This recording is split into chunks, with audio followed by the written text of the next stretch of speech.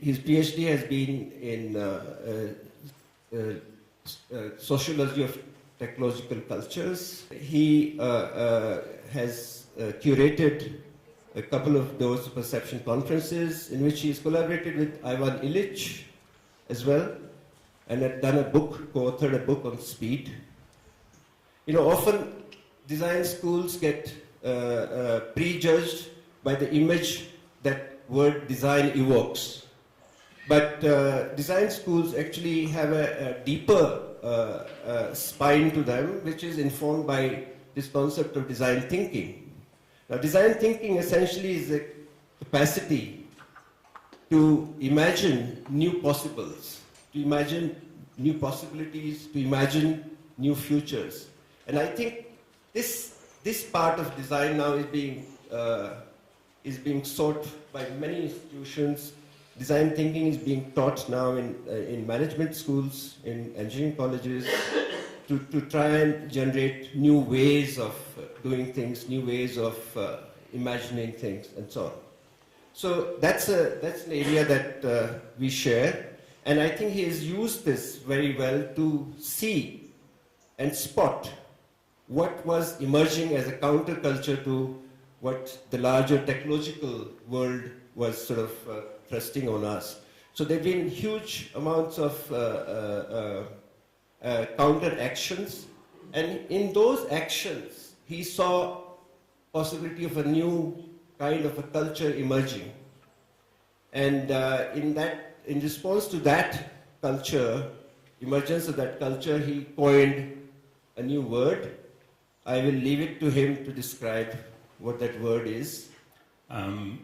Thank you for the introduction. People ask me, what do you do? And I never know what to say, because I've strung together so many things in different ways over the last 20 years, and starting more with looking at the impacts of technology, but in the last few years actually looking much more at culture and what culture is and how culture changed. If I put it myself in, what motivates me most and what I'm interested in is how we collectively shape the future through culture and what that means, and how we can be mindful ourselves on what our culture consists of and what the elements are in cultural change that can get us to better futures.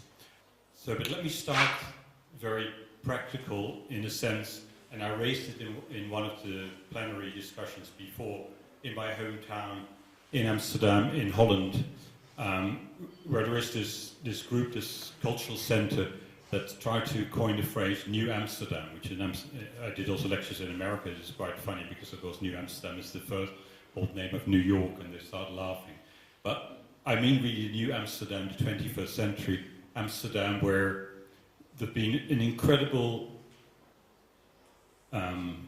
resurgence and dynamic of social initiatives in the city, which, as I mentioned before, in the last 5 years they already tried to put them on the map, 250 or 300 of these initiatives, and it doesn't stop, and it's actually the most dynamic area of the local society, of the local economy as well, because of the recession. There's no building going on, and there's other things going on. So you have pop-up stores, and you have urban gardening, you have sharing places. I already mentioned the repair cafes. Of course, you have bikes that are shared. It also connects very much to the makers movement. I just flag it here. I don't know whether people know about the Etsy, eBay. It's like eBay platform worldwide now. They're incredible. They've got really 10,000 makers now actually selling in the world, mostly in the West, through this website. For the first time, they have $1 billion turnover, of which the platform Etsy only takes 3.5%, and 96.5% goes to the makers, which is unique. If I publish a book like I will talk about, I'll be lucky if I get 3.5% as the maker, and 96.5% goes to everybody else. So, but what I'm trying to get at is not so much the phenomena itself. I mean, it is about those, but it's what is going on here and what's new about this, and how can we gauge this? these are in the city, bottom-up, grassroots, neighbourhood-led, social initiative. You can call them what you want to. Different. No doubt there's terms. I was talking yesterday was the French term for it. We couldn't quite discover it, but I think in every language there's different words. In America, you would call it grassroots. If I talk to people from London, they talk about the civic economy, and I summarize by saying it's the power of the Cs. It's quite a nice number of words that start with a C: collaborative, community, citizen, civil society, commons. Crucial concept, I think, that we should reinvent. Maybe that's for something for the discussion. I don't dwell on it. Some people call it collaborative commons. I don't know if people know Jeremy Rifkin's book. I do recommend I work his last book, where he's, in a very interesting way, connects technological change, social change, the open source movement to really new ways of collaborative creating the future. So what I'm actually talking about is something which is deeply cultural, and I call it a cultural shift because I think it represents not just doing the same things differently, it's really doing different things in every sense. If I refer to what's being said about education, when traditionally we talk about knowledge and skills and attitude, on all those scores it is a fundamentally new attitude to quite a number of things. It involves different skills, and actually I think much more than ever before, its practice is way ahead of theory.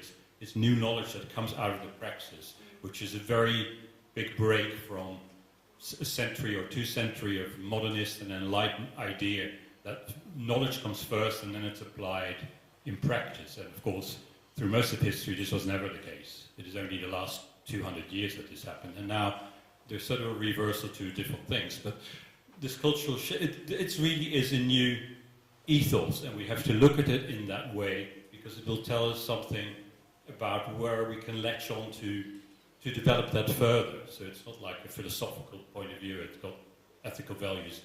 It has to do with my notion of culture in an anthropological sense. So if you ask what is this cultural shift consist of, it really starts with a fundamental different way of how we look at the world and how we look at nature. I put 4 things in my notebook about this shift. It's a way of looking, this is really the attitude thing if you want, but underpinned and mixed with that, it's a shift in the things we really value. In the West, there is really something going on, going from materialistic to immaterial values. Of course, it's embedded in new practices. I mentioned all these initiatives in the city, connected with different lifestyles. But underneath it, it's also a different model. This may be the beginning of an action perspective, or for designers, a new social design perspective, how we create our own living conditions. I even called it a new cultural era. After 75 years of modernism and modernistic ways of organizing the world, modernistic way of looking at the world, modernistic style, there's a new era that is actually already here. Because if you think of some of the values that you embody as well, that we all after on social connections and cohesion and sustainability and all kinds of things, there is already really a cultural movement there. And I think it's much more than a counterculture, although it borrows from the counterculture of the 70s. It is really a cultural movement. And my estimate that there is already, at least if you add up all the people associated with NGOs and social initiatives, from women's groups and social justice to environmental groups, you have at least 200 million people that already actively embody, live, practice that ethos. This is a considerable thing. So much so, if it's a new culture, if it's so fundamentally changed, it's a paradigm shift that we see, and I'm talking very much from probably a Western and Northern point of view, but I think being at the forefront of also, I think here in India, as an outsider, coming here with a new leader like Modi, who's of course an ultra-modernist, it's very interesting to see that what comes beyond modernism, which is already beginning in the West. And it's not postmodernism, and it's not post-postmodernism, it really needed a new name. And this is why a designer friend, colleague, who is Dutch but lives in New York already 35 years, Joost Elfers in discussion and trying to make a book about the new culture. So we need a new name. Like modernism, we need some other ism to name this culture. We came up with Sustainism, and to our great surprise, I said the culture of sustainability and everything that comes with it, and we have to discuss what we mean by sustainability. Surely people have already figured this out, that Sustainism is one way of capturing this new paradigm. So I Googled it and I got nothing.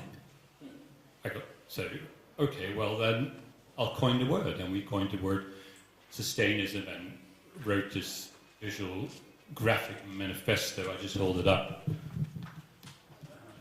I flick it because it's through a number of aphorisms, visually, graphically designed. We're trying to paint a sort of mostly empty canvas on this new paradigm to provoke the discussion what this new Sustainism should and could consist of.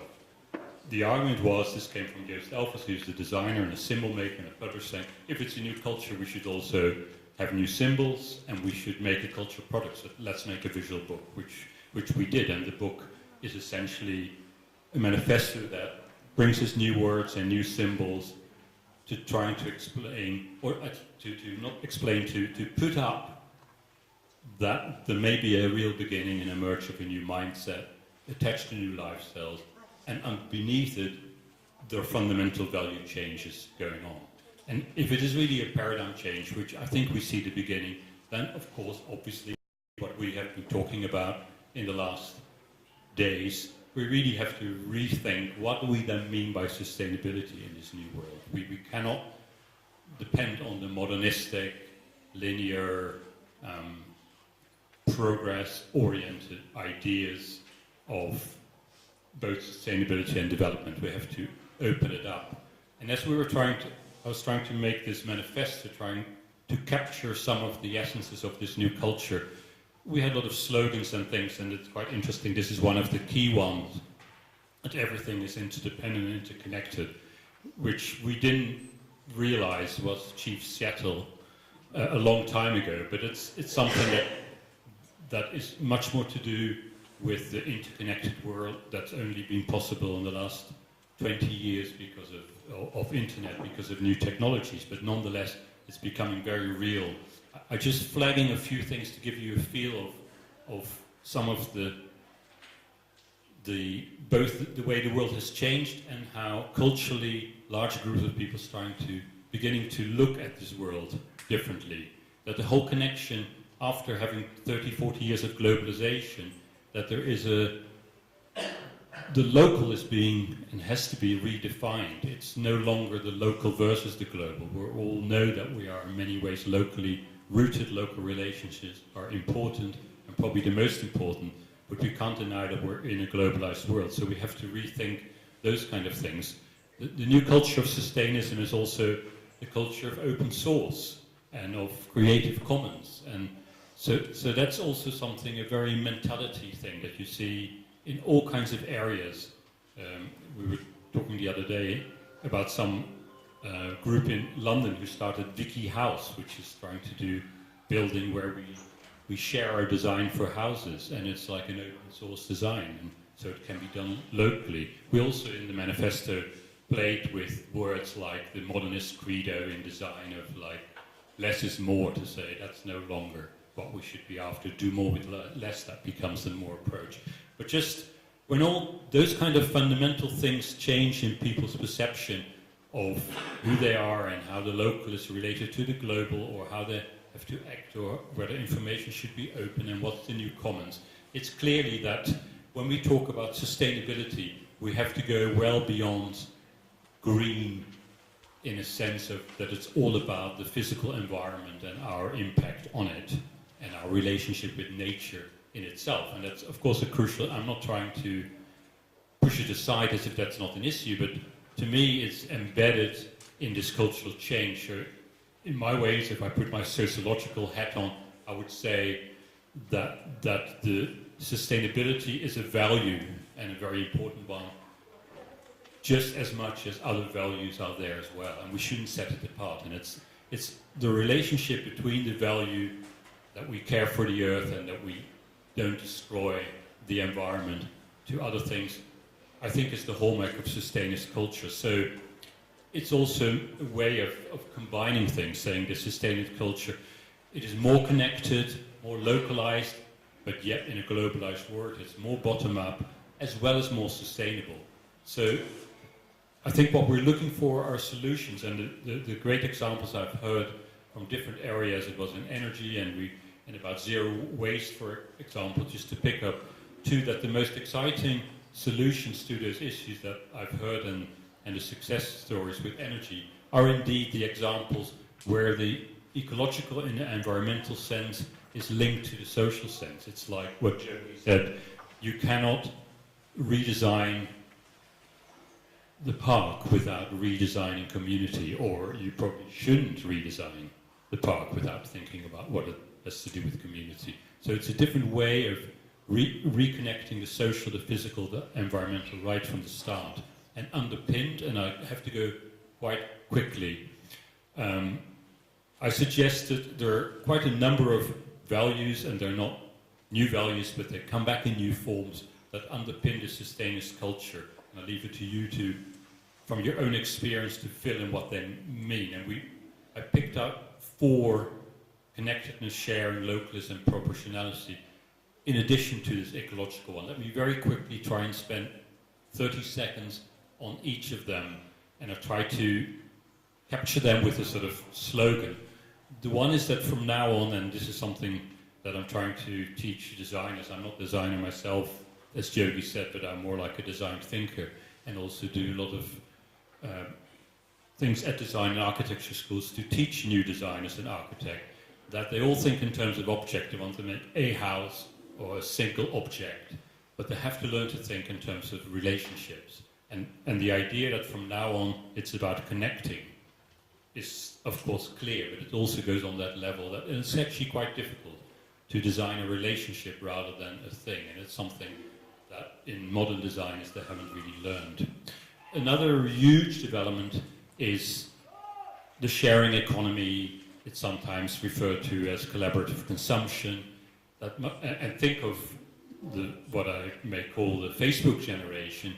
What really determines your identity much more than anything else is not who your parents are, what you own, is what you share with others. So there's a real shift on how people do, and the willingness to share a lot more things and being less ownership. The third value is new forms of localism. We don't know yet what they are, but to treat local not as a geographic thing, which it is as well, but something, the value of local relationships, something that's, I'd like to maybe, in my last research, begin to talk about it as nearbyness, because it has a note. If someone is near to you, they don't have to be physically near to you. You can think of someone else, but this person you have affection to, and it's a sort of nearness. So we have to design and think that these local things aren't the local in a miniature form of what the government decide is local, going from national, regional to local. It's exactly the other way around. It's the relationships, it's the dynamics, it's the practices, where I started with the bottom-up, community-driven things. They define the local because it's local relationships. And the fourth value is something that not much work has been done, but I think it's quite fundamental, that all of the modernist age had an assumption about scale, that the success of any invention, of anything you did, if you could do more of it, if you could upscale it, and the same with slow and fast, if you could do it faster was better than slower. I'm not arguing that everything small is better than big, because when things are too small they have no impact, but there is a point that we have to think in terms of proportionality. The example I often use is that if I have a favorite restaurant and it has a really great atmosphere and they open a second one, that's fine, and maybe 3 or 4, but we all know once they get 10 or 20 or 50 or let alone 100, then the core qualities of the restaurant is lost. So it's not scale itself, it's the proportion, the relationship to the core values. So that's very briefly, because I'm running over time, I can see, is that a book that was published a year and a half ago in Holland, Sustainism Design guy took these 4 values and just as an experiment said, what does that mean if we design for these new values? Aren't there already examples that do that? And of course there are, but you have to tease them out to recognize that there is already a new practice of what we call Sustainist design, which is this connection between social ecological design. And it was a very fruitful beginning, opening the debate, that shifting from the sustainability to Sustainist on what sort of key values we now have to embrace that we know are emerging. These 4, and of course they're not the only ones, but they give a sense of different things. If I think of designers, they design for functionality, efficiency, and aesthetics, and more recently a little bit for ecological impact. But what if they start designing, if we collectively start designing our towns, our cities, our houses, our parks with these values? So that was the idea of inserting, again, just a sort of new perspective, a new lens on trying to debate where we go from here with our sustainable practices. We're all living with these principles, but it's interesting you said that the first time, or one of the rare times, that theory is coming out of practice. So this is my first time seeing the theory perspective of it, because I feel that we're all negotiating these principles, but in a new world, right? So you mentioned the relationship of local to global. So yeah, the things that I learned or appreciated from your talk was the theory coming out of practice, and the looking at local differently, because I hadn't really thought much about that. You said local is not a geographical place, but related to our relationships, right? Sustain and sustainability and sustainable development. All these words, sustain means to live or showing its presence. Any system, sustain. Sustaining means it is existing, showing its presence, or if it refers to the living things, it's living. To live. So when you think of sustainability, it refers to the certain amount period of time. See, each system has got its own time period. So when you are thinking the sustainability of agriculture or sustainability of human beings on this earth, this all refers to a particular time period. But the nature's rule is nothing is requires it at a particular, after its time is over, it has to change. Change is the nature's principle. So when you are talking about the sustainability means something was there earlier, it is changing, you want to sustain it. For example, traditional agriculture was there. At that time they were thinking that it was a sustainable way of living, because agriculture was for subsistence agriculture, not the economic or business. That was sustainable. When it moved towards profit, marketing, business, it became unsustainable. So whether is it possible to, how long it can be sustainable? You have to think the time period also. Because the nature wants, it is our wish or desire, but the nature's design is something else. It keeps on, it is a very dynamic. The principles of the nature are dynamic. Any system, it will not remain quite a long time when its period of existence ends. Yes, sir. We really have a poverty of language. We have to acknowledge that. And even my attempt to, with this word sustainism or sustainist, that it's, my role is like I'm a cartoonist. I've drawn one of those balloons that someone is saying something. I know that the shape of the balloon and the color of the balloon is fundamentally different from a modernist balloon. But what's actually being said in that balloon, I don't know.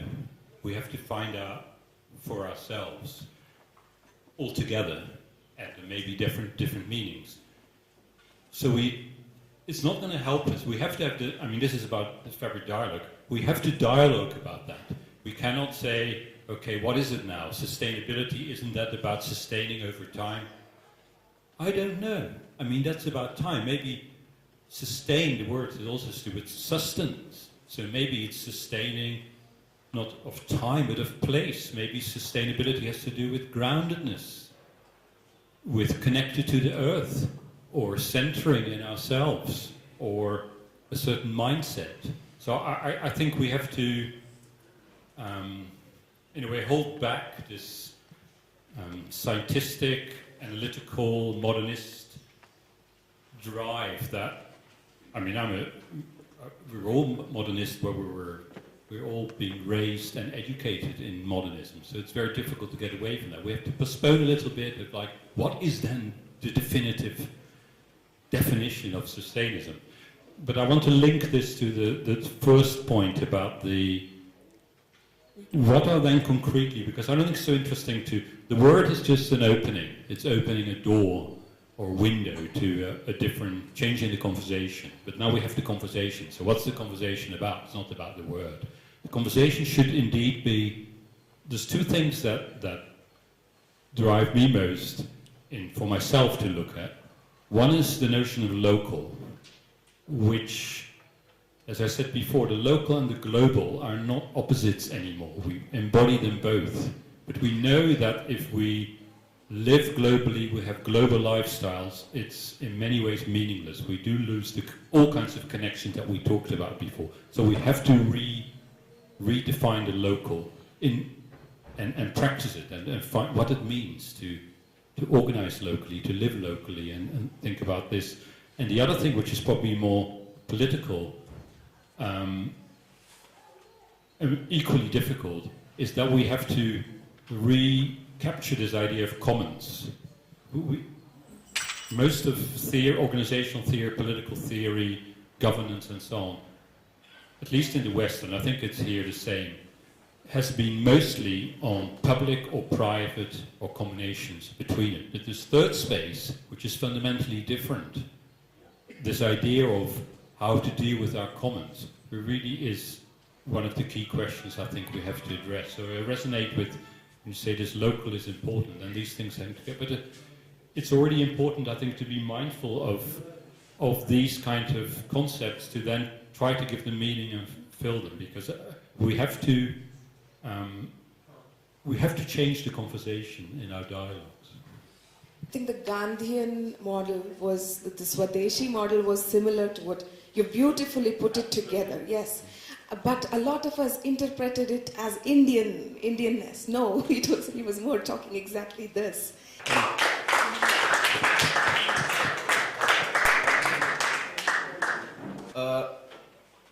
So with this book in hand, I thought it would be interesting to sort of translate this in Hindi.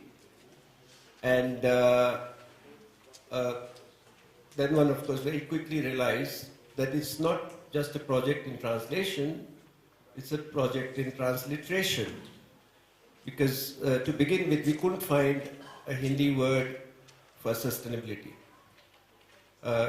It's not a word that we have needed, because most of our practices were informed by certain kind of, we could say, perhaps sustainable thinking. So that's where we are at. We would like to actually engage you all in this exercise, that here is an interesting, inspiring challenge, that can we use this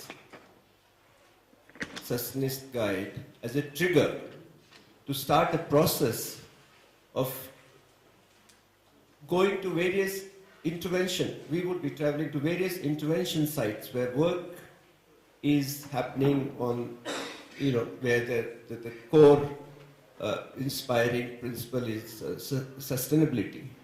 So we hope to visit these sites and try and cull from those interventions set of values that are embedded in that project. And we would like to also see what is it that people are beginning to call those values. What's the term that they've used that sort of helps them understand with that social action that is being that's underway there or that's being planned there. And we hope to cover all the domains that have been discussed here, mentioned here, domains of environment, water, agriculture, livelihood, energy, sanitation, and there perhaps could be many more. I would certainly like you to also connect with this offer of being co-authors to this. You could also look at these books and see a little bit more in detail the examples that are illustrated there, which are captured there.